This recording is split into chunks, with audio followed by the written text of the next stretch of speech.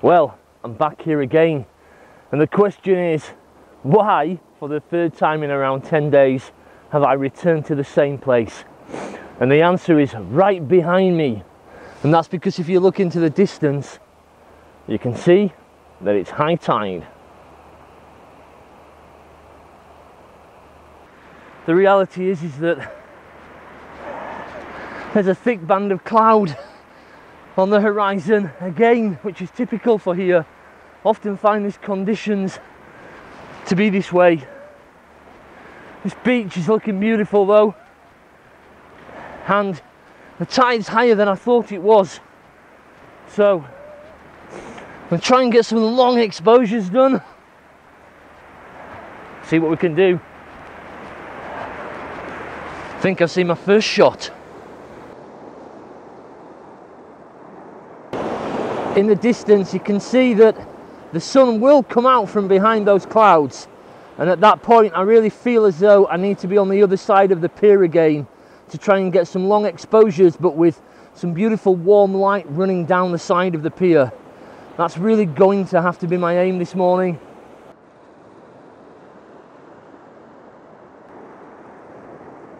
I'm having to work this scene really hard now because it's probably going to be some of my only opportunity to come away with a few shots, and I'm really taking advantage of digital here and literally just firing off a lot of shots because I can't judge the wave motion perfectly.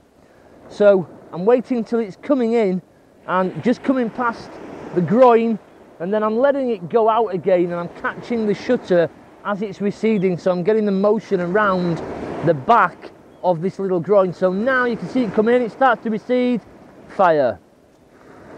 And that's my shot. There's a little bit of light coming from behind those clouds eventually. Look at that, that's gorgeous.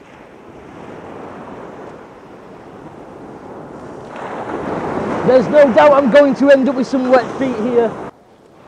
Oh, there we go. Wet feet. But let's sacrifice the socks for the shots.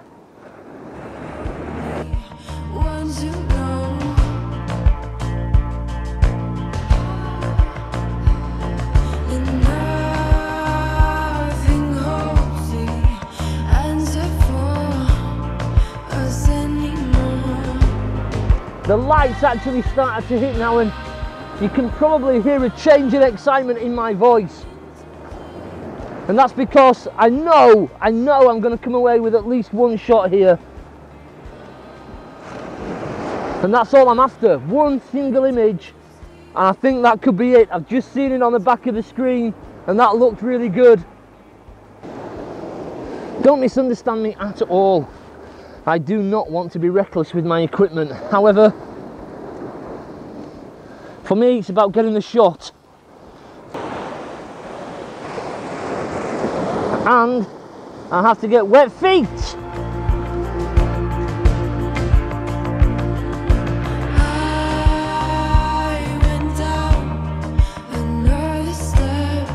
The reality is that it is what it is, because that light's come through and there's a little bit more action up there now, and I've got some shots from here. I'm going to have to walk up and respectfully see if I can get a few shots off around these other two guys that are up there still photographing.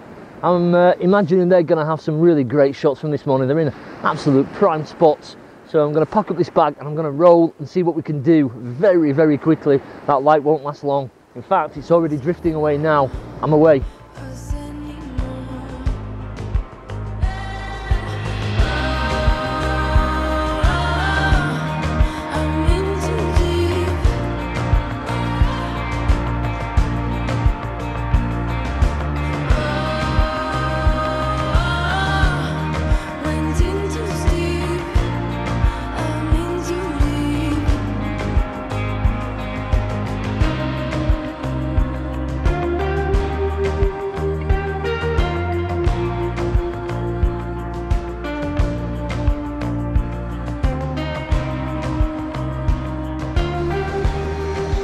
I'm using the classic Dan Pearson hat on top of the camera to shield the eyepiece from the sun, which is now incredibly intense.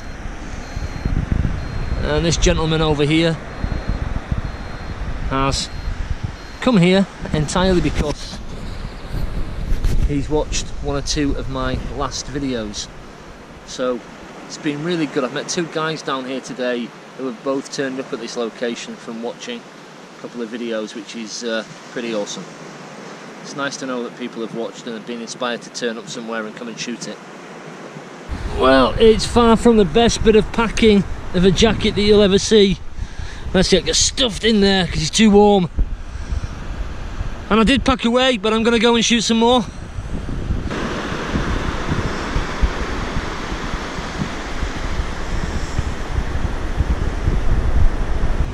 I've walked away from the tripod again. Even though this sand's pretty solid now, still just cautious to make sure that I don't knock that tripod. I've got one or two shots where I've got some motion in there just from reviewing on the screen, and yeah, that kind of just ruins the shot, so just being very cautious. Really still just shooting for the fun of it, you know, and that's the thing, you know, even if you're not going to go and get an image that you love, by God, you might as well still shoot when it's a day like this. What else are you going to do? If you're free, come and shoot. Take the camera, go and take some shots. That's always going to be the best thing to do. We're at about 3 minutes and 10 seconds on a just over 4 minute exposure. Hopefully this will look okay. Shooting this little pool that's been left around this little stump of wood. Long exposure still, we're still at these long exposures. God, I better come away with a bloody shot that I like here, really hard. I'm gonna be so frustrated if I don't. Just had a slight schoolboy error. In my haste, after packing away and then setting back up again, I didn't fully check that I got the super stopper situated into the filter holder correctly. And I kept thinking I'd got a light leak from the back, and I thought it was a hat that just wasn't covering the eyepiece. So I tried a couple of shots, and still, when I've checked the front of the filter holder, there's a tiniest gap where the foam just wasn't pressing in against the holder, and that's where lights got in, and it's literally just ruined those shots. And I'm glad that I've spotted it, because I've still got a chance to correct it and get an image whilst I'm here. So I've set this away again, and I'm hoping that this has resolved my problem. Fingers crossed, eh? Just where it was needed. Gleaming black as night. Cloistered in injustice. Dead in the eye of time. Nobody's losing. Another little lesson here. That shot was slightly underexposed because, again, those changing light conditions that I've mentioned a few times this morning already. Light levels going up and down, and over a long exposure that makes a big difference. When I took my test shot, it was like now. Bright sun. But then during the exposure, a bit of cloud, light levels dipped. We've ended up with an underexposed shot, so I'm now taking it again.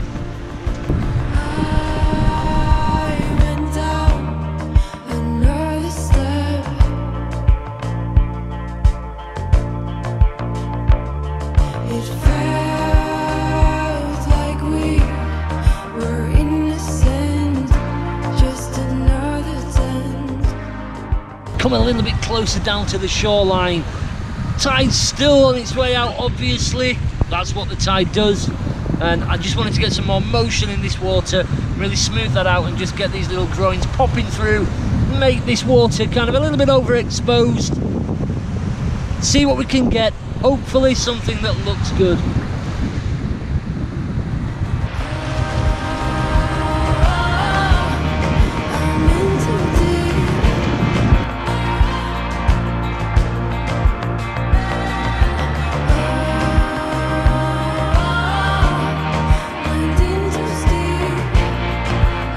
And this is one of the key points with landscape photography. A lot of you will be thinking, why have you been back time and again to this same spot in the past week or two.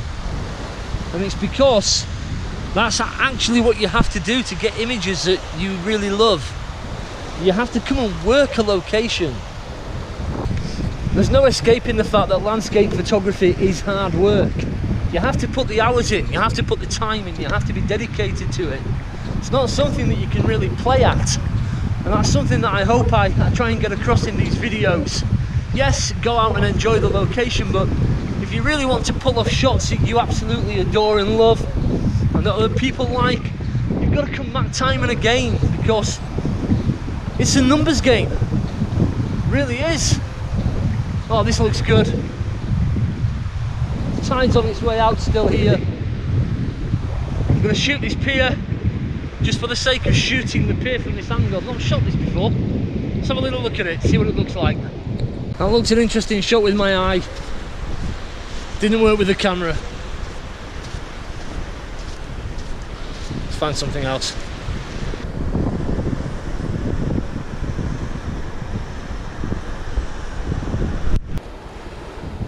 You know how I said that it was really warm this morning? Not anymore, that wind's picked up. Hands cold. Got the gloves in the backpack, could be time to put them on. Can you see this jacket hanging out? Look at that. I don't need to put the jacket back on, but you can see the beard's blowing. Definitely need to put the gloves on, I think. You know, it's in these moments when you're kind of alone that you find yourself thinking, and I often ponder what it actually means to be a landscape photographer. And I think at various stages of my life that's probably changed for various reasons. You know, I think there's a stage where you are constantly searching out images to try and please other people, and then sometimes you're a landscape photographer simply because you want to be outdoors and enjoying the location. You want to try and capture some of those moments. And as time goes on, it's more and more about me. It's more about, it sounds very selfish, but it's not. It's more about me trying to please me and trying to create images that I'm happy with and that work for me. And part of that is a process of being creative, the creativity of landscape photography. And I enjoy lots of different styles of landscape photography, and I was having a conversation this morning actually, talking about how sometimes having a set style, which is essential for commercial photography, really, it really helps. But having a set style can actually limit your creativity quite a lot as a landscape photographer and as a photographer. So coming out like this morning and shooting again, even though it's the same location, trying to shoot something a different style to the images that you shot before. For instance, today I decided to shoot a lot of mono. That helps to keep you fired up, and it helps you to be a better photographer. And surely that's what this is really all about. It's about trying to push the limits of your creativity, to see things in a different way, to have a perspective or an eye or a look that is different to what you've done before. That in itself is a learning experience, and that learning experience drives you forward as a photographer, and you get better and you like those images more, and you become more critical of your own work, and that forces you and pushes you to go that extra mile again. And that's really what I love about this. It really is. This is really what I should have shot long exposure whilst the tide was still coming and getting dragged through all of here. That would have been the better image, but let's take this one anyway. And we're almost done for the day. Almost done.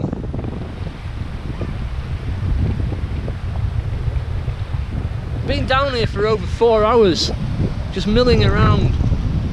And that's what's interesting about landscape photography, is it's a pretty awesome way to spend your time.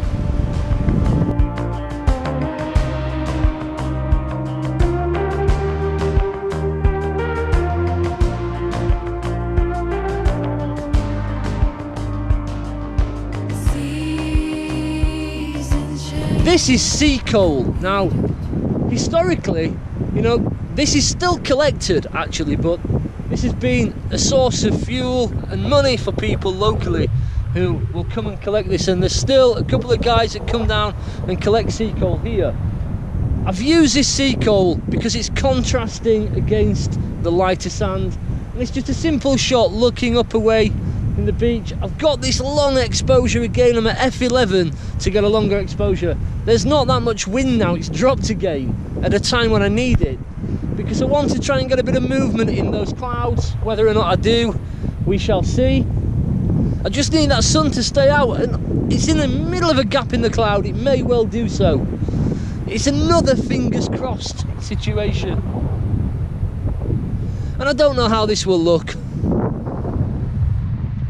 but it's there because it may well end up being a record shot. I don't know.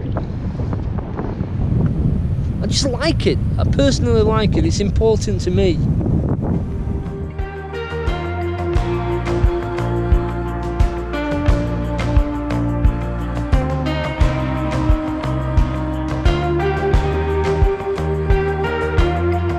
This is one of the things with this as well, is Steetley is turning into a photo project for me. A long exposure photo project perhaps, or maybe something more graphic, I'm not sure. Or maybe it will just turn into a project just capturing Steetley over the course of a year, over a period of time. But what I do know is that I've just really enjoyed the time that I've had and spent down here recently, and I want to continue coming here and shooting this and capturing this in lots of different conditions and really building a record, because unfortunately this beautiful thing may well go at some stage. I have no idea what the long-term plans are with it, and that would devastate me. It really would devastate me, because it's such a beautiful thing. You know, I've been chatting to a guy this morning who was telling me about the history of this pier. Built with really oily wood, apparently, to withstand the moisture and water. And apparently even local vandal damage, i.e. people trying to set fire to it, has not been able to reach any level of success. So I hope it stands for another few hundred years. That would be awesome. Awesome. And even if it doesn't, what I will do is I'm going to make sure that I do everything within my power to photograph this and make sure that there is a really good record of this beach and this pier.